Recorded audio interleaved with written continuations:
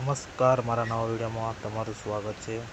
આજે ઘટના બની છે પુનમારિયા ગામની છે, જ્યાં સગર્ભવતી મહિલાને જોડીમાં નાખીને લઈ જવામાં આવી રહી હતી, કારણ કે 108 ત્યાં સુધી પહોંચી નથી શકી। એટલા માટે સગર્ભવતી મહિલાને જોડીમાં નાખીને લઈ જતા રસ્તામાં ડિલિવરી થઈ ગઈ છે। તો આ રસ્તા ખરાબ હોવાના કારણે આદિવાસી વિસ્તારમાં આવી વારંવાર ઘટના બને છે।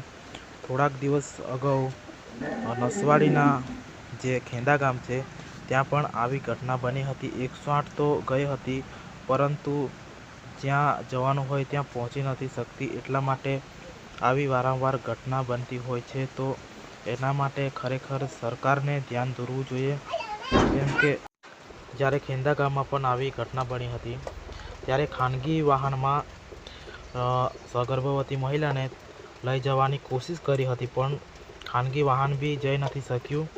તો મહિલાને ત્યાં પણ જોડીમાં નાખીને લઈ જવામાં આવ્યા હતા, ખેંદા ગામની મહિલાને પણ। તો સરકાર જાણે આદિવાસીઓ પાસે વોટ લેવા માટે જ આવતી હોય આ વિસ્તારમાં, એવું કંઈ લાગી રહ્યું છે।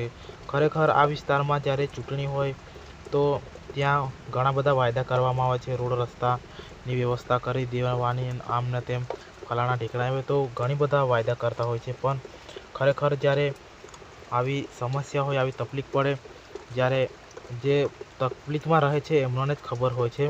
જે મહેલોમાં રહેતા હોય એ શું જાણે આ તકલીફ કેવી વેઠવી પડે છે એ લોકોને।